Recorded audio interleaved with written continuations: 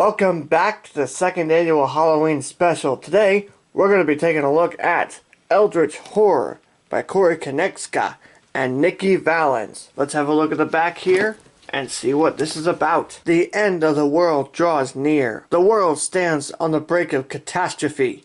The year is 1926, and an elder being of unfathomable power threatens to awaken from its long slumber, bringing death and madness in its wake. Strange cults and unspeakable monsters wreak havoc on every continent as the fabric of reality tears itself apart, opening gates to bizarre other worlds. Only a few brave investigators understand what is truly happening. These tenacious souls come from every walk of life to pit their skills and weapons against the threat of the Ancient One. It falls to them to explore the most remote corners of the globe to fight the nightmarish creatures. It falls on them to explore the most remote corners of the globe to fight the nightmarish creatures that lurk in its shadows and to find the answers to the ancient mysteries of this Eldritch Horror. I'm not going to deny this is a game that I have wanted to take a look at for a long time. I've heard a lot of people talking about it, saying it is like one of the better cooperative games that have ever been made. So I'm really excited to see what all is in it. So, with all that said, let's have a look and see what does Eldritch Horror have to offer us.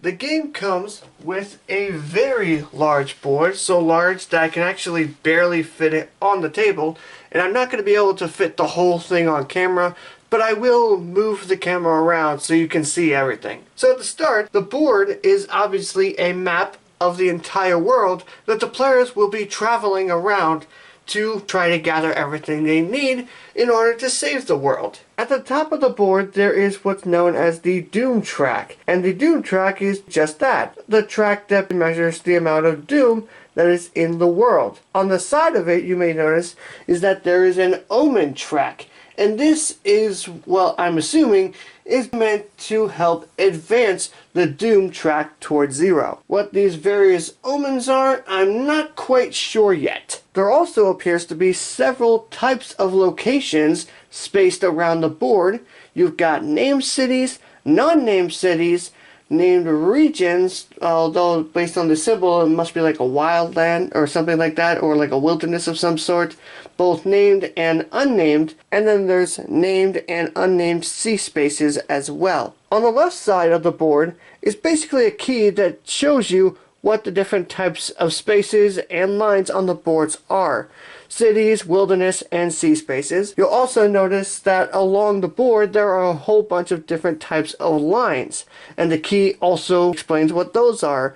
Uncharted being the yellow dots, whites being the ship, and reds being the trains. On the bottom here is a section that they call the reserve, which I'm assuming is meant to be like a little shop area that you'll place cards down that you can get later on in the game, as well as something that you always have an option of getting, the bank loan, and then some open spaces for cards that will come in and out throughout the game. There are a whole bunch of character tokens representing the investigators, and each of these characters comes with a standee for them, as well as a character card for each of the characters. Each of these has what looks like 4 different parts: the action itself, the health stats regarding physical health and mental health, a skill stat showing the 5 different skills that they have, and on the back of these it gives you a little bit of flavor text explaining their story, some items that they could start the game with, where they start, and what could happen to them if that character were to end up dying. And I will say that the text on these are very nice. I can read the text on here very easily on both sides. The symbology is very easy to understand.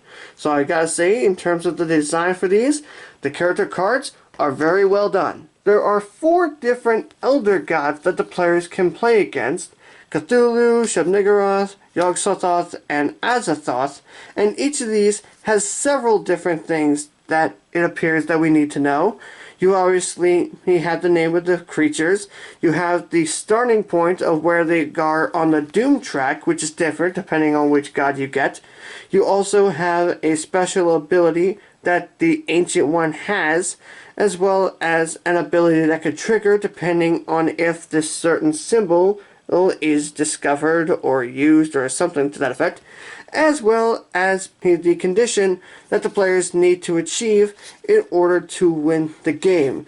It looks like each of these has the same victory condition, and that being to solve 3 different mysteries, as well as a condition of what happens if the Ancient One awakens and what you need to do when that happens. They also have a little stat over here representing their individual cultists and what you have to do when you encounter them, and as well as a little extra setup instructions down here for setting them up personally, as well as their mythos decks, which I will get to later. On the back of these also is that a little description of what happens if the Ancient One ends up awakening. There will be some different instructions that will happen that could either make it a lot harder for you to lose the game, having to do something more specific, maybe having to fight the Ancient One itself, or in the case of Azathoth, the players will just simply lose the game entirely. Speaking of mysteries, there are 16 mystery cards that come with the game, 4 for each of the Elder Gods, and these are little missions that you have to acquire to basically try to figure out, oh, okay, it's this Ancient One that we're going against.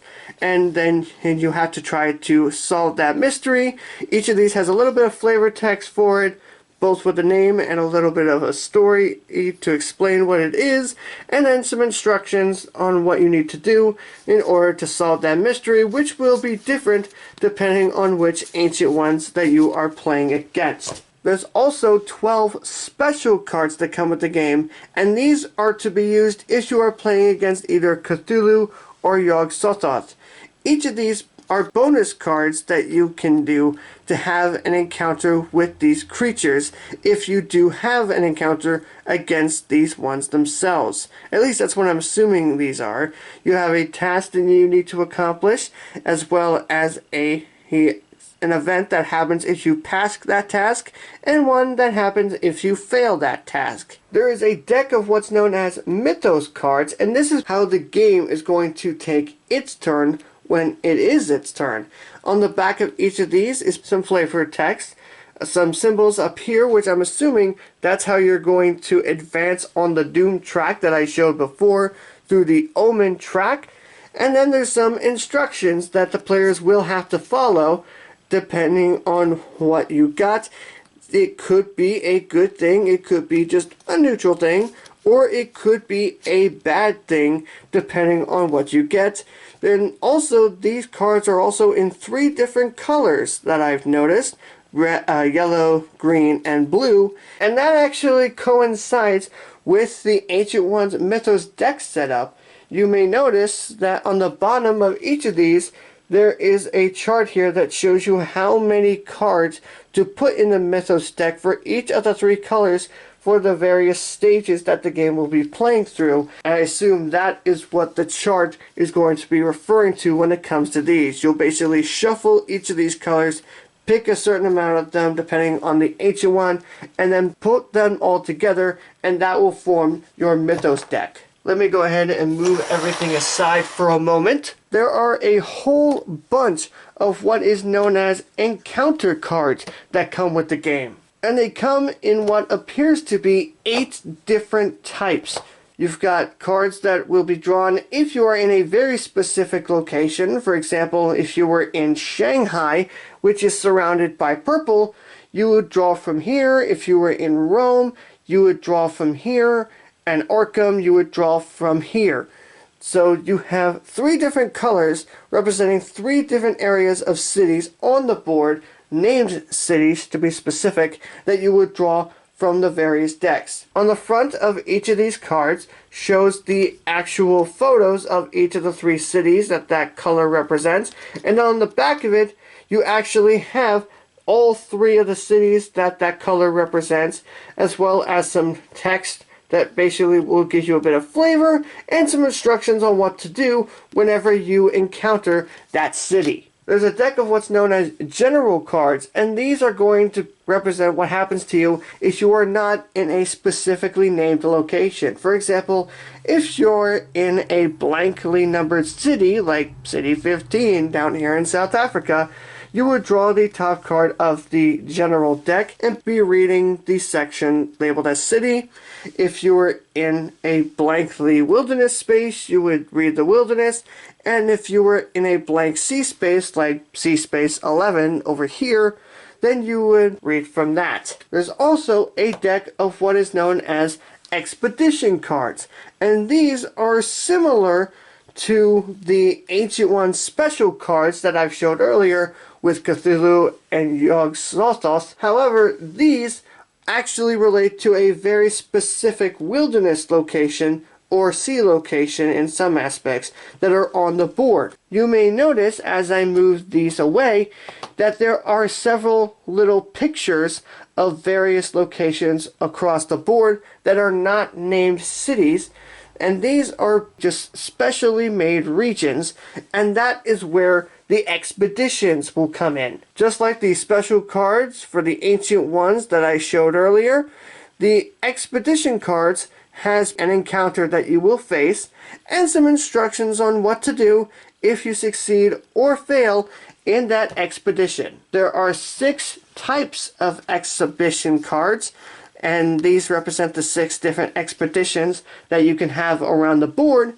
and there are 3 cards for each of the expeditions. There are 32 of what is known as research cards, 8 each for each of the 4 ancient ones, and these function similar to the general cards, where you have a city space, a wilderness space, or a sea space that you will encounter when you draw one of these cards, but these are very specific, as these are used when you are attempting to gather clues to try and solve the mystery for that ancient one. There's a deck of what's known as asset cards, and these are what's going to be placed out here as items or allies or even special abilities like spells that the players will be able to get as the game goes by. There's a similar deck of what's known as artifact cards, and these function in a similar way to the assets, but you can only get these if you manage to succeed in a specific encounter. There's a deck of what's known as spell cards, and each of these are things that you can use throughout the game, and when you use these, you'll flip them over, and depending on what you roll, something will happen to you, whether it is for good or for ill. You can get the spell cards either by having a successful encounter somewhere, or perhaps you could use them by utilizing an item that you've already gathered. There's a deck of what is known as condition cards, and these are things that can happen to your characters as you go through the game, whether it is good or for ill. Most of these conditions are bad though. There's only one actually good condition, and that being blessed. The rest of these are really bad, whether it's going into debt, signing a dark pact, getting detained, a back injury, an internal injury, a leg injury, suffering from paranoia, hallucinations, amnesia, just a lot of bad stuff in here. Also, on the back of each of these is basically an effect that will happen to you at a certain point if you do not resolve these conditions after a certain period of time. For example, this deck card says, if you manage to have this symbol, then that would mean that some men have come to collect on your debt, and you would flip this card over, and basically you would do whatever it says on the back, and it's usually a bad thing. There's also some reference cards that come with the game, and these are meant to be a simpler version of how many things are supposed to happen of what type, depending on the number of players that are playing the game. There are boat and train ticket tokens, and these are what you're going to collect and use to travel around the board. A bunch of clue tokens, which on the front shows the clue icon, and on the back of it shows you where to put those clues whenever they spawn. a whole bunch of tokens that are used to help represent your health, both physical and mental health, in variations of 3 and 1. A set of rumor tokens that are literally just a hexagon token with an exclamation point on it, and it's exactly the same on both sides. And these are meant to show you where rumors have spawned up in the world that you'll have to deal with. Some tokens that are known as Eldritch tokens, which are literally the same on both sides, just a bunch of tentacles on them. And I'm assuming these are things that you want to get, and maybe in some form of like showing your progress towards solving the mysteries. A bunch of what is known as improvement tokens, which are just that.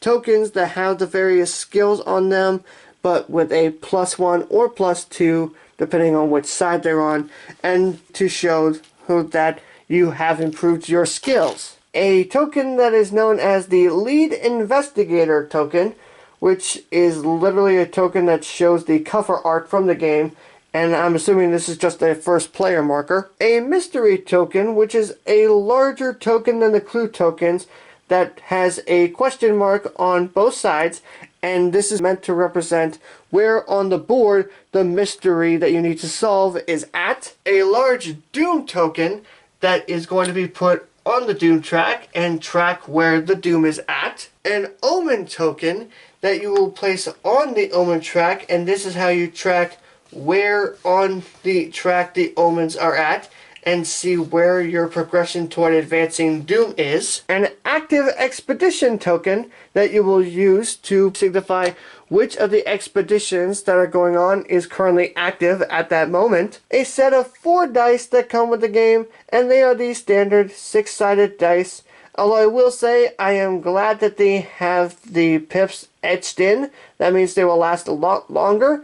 And as a personal note, I like the fact that they had the round edges. It just makes them feel so much nicer. A stack of tokens that is known as gates, and on the front of these is obviously a picture of a gate. On the back of these shows a symbol that is similar to the ones on the Omen track, and the location where the various gates will spawn in whenever those gates are opened. And now that I'm actually looking at these, I'm wondering if these gates have any relation to the Omen track, and that would be how the Doom advances. And then finally, there are a whole stack of monster tokens that come with the game, and they come in 2 different types. The perfectly square ones are normal ones, but the ones that have a red border at the top with a corner cutout are known as epics. All of these monsters have a couple things in common. One thing that a lot of these monsters have in common